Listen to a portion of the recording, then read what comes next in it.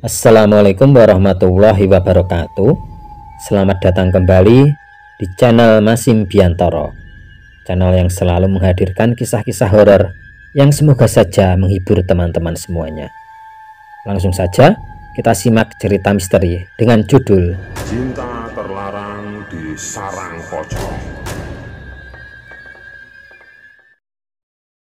Malam itu Pramono hanya bisa memandangi istrinya yang sedang sibuk mengemasi barang-barang yang akan dibawa untuk aktivitas mendaki gunung esok hari. Sebut saja istrinya ini bernama Rosa. Bukannya minggu kemarin kamu baru saja mendaki gunung? Apa besok akan mendaki lagi? Apa kamu gak capek? Tanya Pramono. Rosa pun menjawab, namanya hobi itu tidak kenal capek, Mas. Sudahlah, kamu gak perlu ikut campur dengan hobiku, saut Rosa ketus.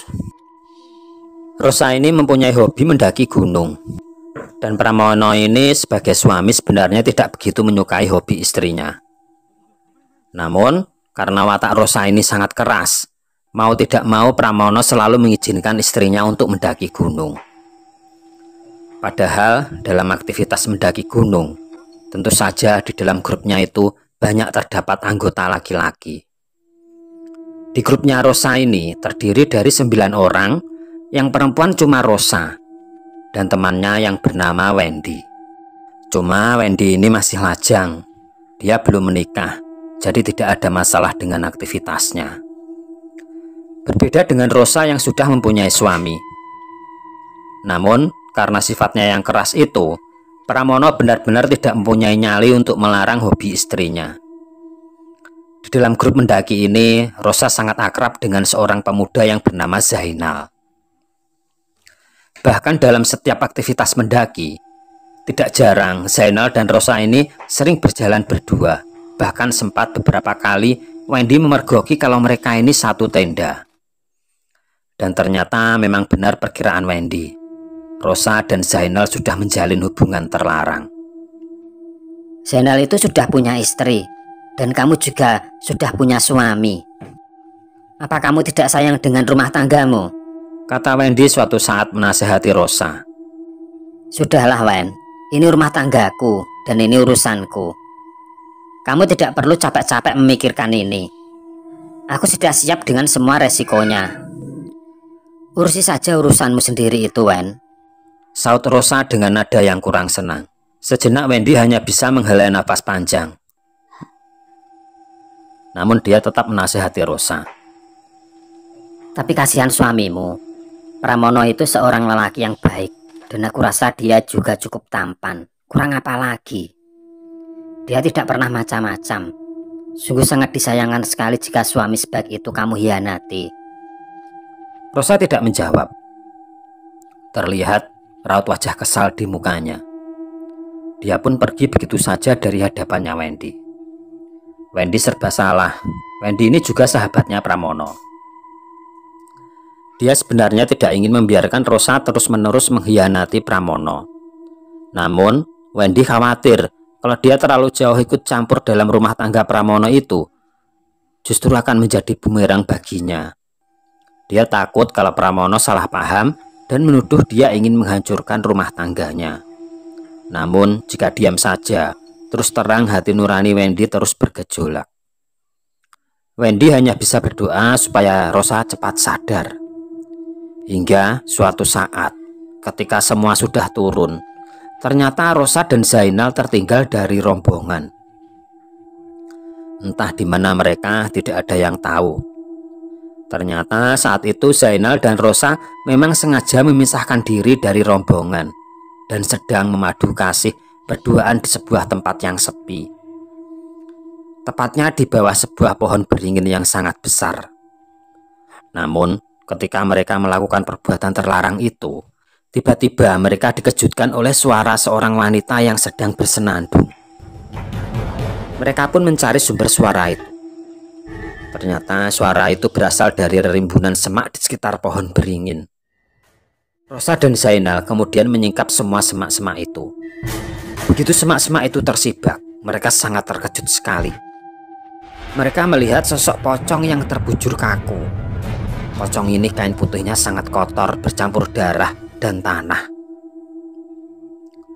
Dan wajahnya tinggal tengkorak, dan matanya masih tertutup kapas yang sudah usang. Tiba-tiba kapas yang menutup mata pocong itu terbakar, dan bangkitlah setan pocong itu dengan mata yang menyala. Zainal dan Rosa langsung menjerit.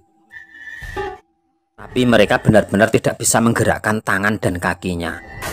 Mereka tidak bisa berbuat apa-apa selain melotot melihat pocong itu. Sementara itu, teman-temannya Rosa sangat kebingungan dengan hilangnya mereka. Akhirnya, sebagian dari anggota grup kembali mendaki ke atas untuk mencari Zainal dan Rosa. Akhirnya mereka menemukan Zainal dan Rosa sedang tergeletak pingsan di bawah sebuah pohon beringin besar. Sampai di rumah, Rosa masih belum sadar. Rosa pun dibopong oleh teman-temannya masuk ke dalam rumah.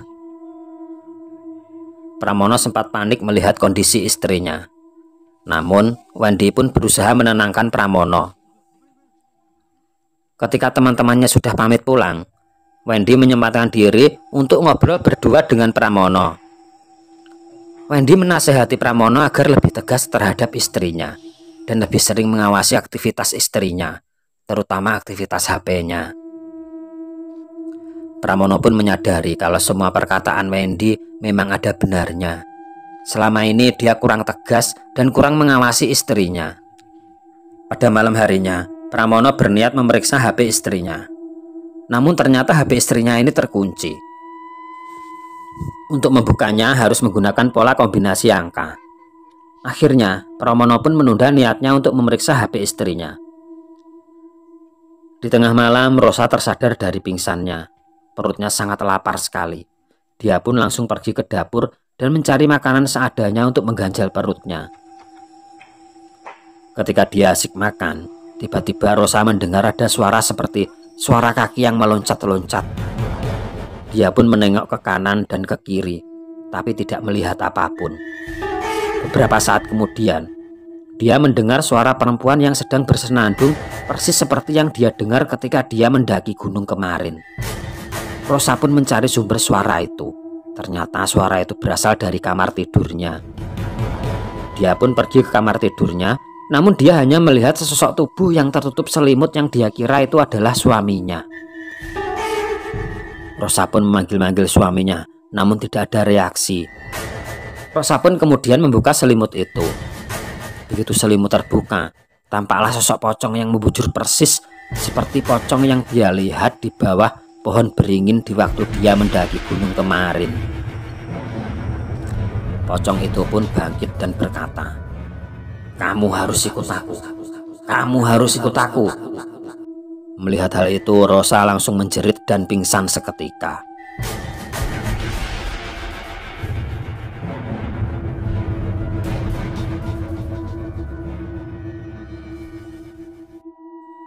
Keesokan harinya, Pramono sangat terkejut ketika melihat istrinya tergeletak di samping tempat tidurnya. Karena melihat kondisi istrinya begitu lemah dan pucat, Pramono berniat mengajak Rosa pergi ke dokter.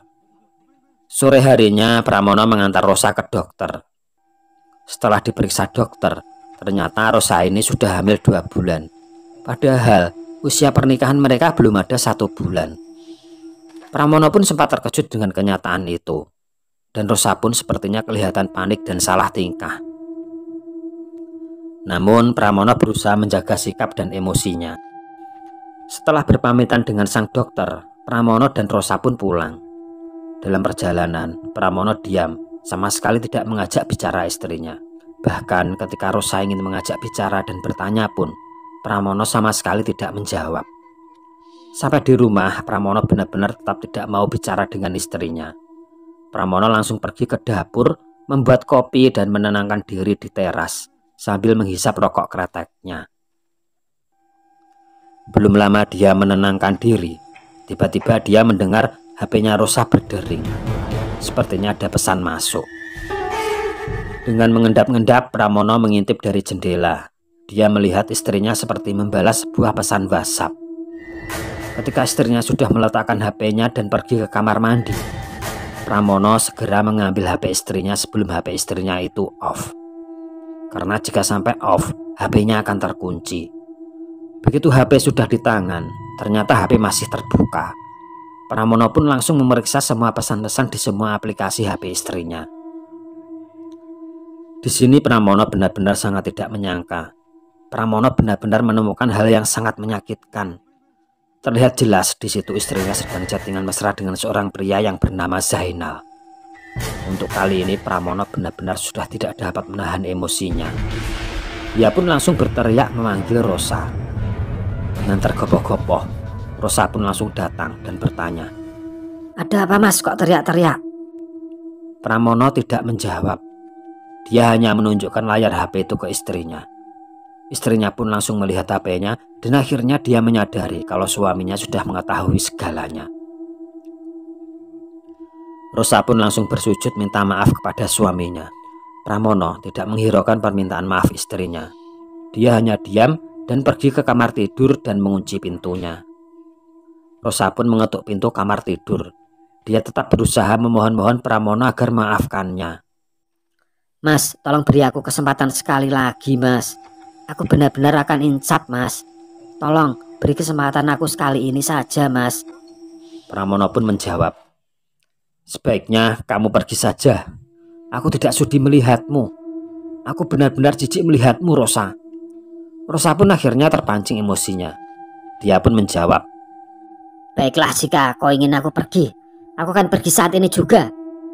Kemudian Rosa pun pergi entah kemana. Ternyata Rosa pergi ke rumahnya Zainal. Sampai di rumahnya Zainal, Rosa pun mengetuk pintu. Namun pintu tidak kunjung dibukakan. Rosa pun akhirnya memberanikan diri membuka pintu perlahan-lahan. Di situ, dia melihat Zainal sedang duduk di ruang tamu dan menggigil ketakutan. Rosa pun langsung menghampiri Zainal. "Mas, kamu kenapa mas? Apa yang terjadi? Sadar mas." Rosa pun kemudian bergegas pergi ke dapur membawa semangkuk air dan kain bersih dan juga segelas air putih. Rosa menyekat Zainal dengan kain dan air yang sudah diperas. Perlahan-lahan akhirnya Zainal sadar. "Rosa, apa yang kamu lakukan di sini?" tanya Zainal terkejut. Rosa pun menjawab, "Sudahlah, tidak usah kamu pikirkan. Kamu minum dulu air putih ini." Zainal pun kemudian meminum segelas air putih yang diambilkan oleh Rosa. Setelah minum, Zainal pun bercerita kalau dia baru saja ditemui oleh sosok pocong persis seperti pocong yang mereka temui di bawah pohon beringin ketika mendaki gunung. Rosa pun langsung terkejut. Dia juga menceritakan kepada Zainal kalau dia juga sering ditemui oleh sosok pocong seperti itu. Akhirnya Zainal dan Rosa sepakat untuk mencari tahu apa penyebab mereka sering didatangi sosok pocong itu. Mereka pun kemudian pergi ke tempat orang yang mereka anggap paham mengenai hal-hal seperti ini. Mereka pergi ke tempat seorang dukun di sebuah tempat terpencil. Sampai di tempat sang dukun, Rosa menceritakan semuanya. Mulai dari dia melakukan hal terlarang di bawah pohon beringin dan akhirnya bertemu dengan sosok pocong sampai sekarang. Mendengar cerita kedua orang itu, sang dukun pun sejenak terdiam. Dia menggeleng-gelengkan kepalanya. Namun dia berkata, "Jika kalian tidak terburu-buru, sudahkah kalian menunggu beberapa jam? Karena aku akan bersemedi menemui sosok pocong itu." Rosa dan Zainal pun tidak keberatan. Mereka siap menunggu dalam waktu lama. Kemudian, sang dukun bersila dan membaca mantra. Beberapa saat kemudian, tubuhnya tiba-tiba bergetar. Rosa dan Zainal berpandangan melihat fenomena itu. Tiba-tiba sang dukun itu wujudnya berubah menjadi sosok pocong yang sering mereka temui. Rosa sangat ketakutan dan hendak berlari. Namun Zainal mencegahnya. "Kamu tidak perlu takut. Mungkin ini bagian dari proses semedinya Mbah Dukun." Dengan sedikit ragu-ragu, Rosa kembali duduk di samping Zainal. Sampai beberapa lama kemudian, wujud sang dukun ini kembali ke wujud semula. Namun beberapa saat kemudian kembali berubah menjadi wujud pocong. Dan beberapa saat kemudian lagi berubah lagi ke wujud semula. Wujud sang dukun ini berubah-ubah hampir sampai 4 kali. Akhirnya semedi sang dukun selesai. Terlihat raut wajah kelelahan di raut muka sang dukun. Setelah meminum beberapa teguk air, sang dukun pun berkata kepada Zainal dan Rosa, "Tadi aku sudah bertemu dengan sosok pocong yang sering menemui kalian itu. Ternyata jiwa kalian ini sudah diambil oleh sosok pocong penunggu pohon beringin. Mungkin jika nanti kalian berdua sudah meninggal, kalian akan menjadi pengikut makhluk-makhluk gaib di gunung tempat pohon beringin itu." Mendengar penjelasan sang dukun, Zainal dan Rosa kembali berpandangan. Zainal pun kemudian bertanya kepada sang dukun, "Lantas apa yang harus kami lakukan, Mbah, supaya kami bisa terbebas dari makhluk itu?" Dukun itu pun menggeleng-gelengkan kepala. "Mengenai hal itu, aku tidak bisa berani ikut campur lebih jauh lagi. Itu di luar kekuasaanku. Sudah menjadi nasib kalian. Mungkin ke depannya kalian akan sering dihantui oleh pocong itu. Dan jika kalian meninggal, kalian akan menjadi pengikutnya." Mendengar penjelasan sang dukun, Rosa sangat ketakutan. "Tolonglah, Mbah, saya tidak ingin bertemu dengan pocong itu lagi. Dan saya tidak ingin menjadi pengikutnya. Apa tidak ada jalan lain, Mbah?" Mbah dukun itu menggelengkan kepalanya. "Tidak ada jalan lain. Kecuali jika mungkin kalian bisa mendapatkan seorang dukun yang lebih sakti dariku. Kalau kalian meminta bantuanku, aku hanya bisa membantu sampai di sini." Terlihat raut wajah kecewa di muka Rosa dan Zainal. Zainal pun langsung berkata kepada Rosa, "Kalau begitu kita pergi saja. Tidak ada gunanya kita datang ke sini," kata Zainal bergegas pergi menggandeng Rosa. Sang dukun pun langsung berkata kepada Zainal, "Hei anak muda, tunggu. Kalian belum membayar mahar. Kalian tidak bisa seenaknya pergi begitu saja." Zainal langsung berbalik memaki dan menunjuk-nunjuk muka sang dukun. "Kamu ini dukun tidak tahu diri. Kamu tidak bisa membantuku, masih mau minta bayaran." Sang dukun pun langsung berdiri. "Aku sudah berusaha membantumu. Aku sudah meluangkan waktu dan sudah capek-capek bersemedi. Kalian tidak bisa seenaknya pergi tanpa membayar mahar." Mendengar kata-kata sang dukun, Zainal pun emosi. Dia langsung menampar sang dukun. "Itu bayaran untukmu. Kamu itu tidak bisa membantuku, masih minta bayaran." Setelah ditampar oleh Zainal, sang dukun pun kembali duduk bersila dan berkata, "Kalian telah melakukan perbuatan yang sangat fatal. Kalian akan menyesal. Lihat saja, kalian tidak akan bisa hidup sampai besok pagi. Camkan itu." Zainal tidak menghiraukan ucapan sang dukun. Dia bergegas menggandeng tangan Rosa dan langsung masuk ke mobil dan pergi. Dalam perjalanan, Zainal dan Rosa hanya diam, tidak bicara sepatah kata pun. Namun kata-kata sang dukun kalau mereka tidak bisa hidup sampai besok pagi benar-benar terus terngiang di telinga mereka. Akhirnya Rosa membuka pembicaraan. "Mas." "Apa?" saut Zainal. "Kata-kata sang dukun itu terus terngiang-ngiang di telinga aku, Mas," kata Rosa. Mendengar kata-kata Rosa, Zainal menghela napas panjang. "Aku juga. Kata-kata itu terus terngiang-ngiang di telingaku," kata Zainal. "Lantas kita harus bagaimana, Mas?" tanya Rosa. "Entahlah Rosa. Kita coba saja mencari dukun yang lebih sakti lagi," kata Zainal. Akhirnya mereka sampai juga di rumahnya Zainal. Namun mereka sangat terkejut. Ternyata di situ sudah terlihat Pramono sedang menunggu mereka. Begitu melihat Zainal dan Rosa keluar dari mobil, emosi Pramono langsung meledak. Dia langsung memaki-maki Zainal dan langsung memukul mukanya. Namun Zainal tenang-tenang saja walaupun sudah dipukul oleh Pramono. Dia malah tertawa dan mengejek Pramono. "Kamu itu memang bukan laki-laki. Pukulanmu sama sekali tidak terasa. Saja jika Rosa meninggalkanmu." Kembali Pramono memukul Zainal. Namun kali ini Zainal menangis pukulan itu dan dia balas memukul Pramono. Pramono pun langsung pingsan seketika. Zainal masih ingin terus mengajar Pramono yang sudah pingsan, namun langsung dicegah oleh Rosa. "Sudah mas, sudah, dia sudah pingsan, jangan kau teruskan." Zainal pun akhirnya menuruti kata-kata Rosa. Namun beberapa saat kemudian Rosa sangat terkejut sekali. Rosa melihat Zainal wujudnya berubah seperti pocong yang biasa mereka temui. Begitu Rosa melihat Zainal wujudnya berubah menjadi pocong, dia pun sangat kaget dan berteriak-teriak. Zainal pun berusaha menenangkan Rosa. Dia memegang pundak Rosa dan membujuknya agar tenang. Namun Rosa malah semakin ketakutan. Dia memukul-mukul Zainal dan mencekik lehernya. Zainal sangat terkejut sekali ketika Rosa mencekik lehernya. Zainal pun akhirnya juga melihat Rosa wujudnya berubah menjadi sosok pocong yang biasa mereka temui. Zainal pun balas mencekik pocong menjelmaan Rosa itu. Di sudut tempat yang lain, terlihat Pramono perlahan-lahan mulai sadar. Dia sangat terkejut ketika melihat Zainal dan Rosa saling mencekik. Pramono pun langsung berusaha memisahkan mereka. Namun, dia benar-benar tidak kuasa. Keraman Zainal dan Rosa ke leher masing-masing sangat kuat. Pramono pun langsung berteriak-teriak minta tolong, dan berdatanganlah para warga dan tetangga. Mereka beramai-ramai hendak memisahkan kedua orang ini. Namun, sekian banyaknya orang ini benar-benar tidak mampu memisahkan kedua muda-mudi yang saling mencekik ini.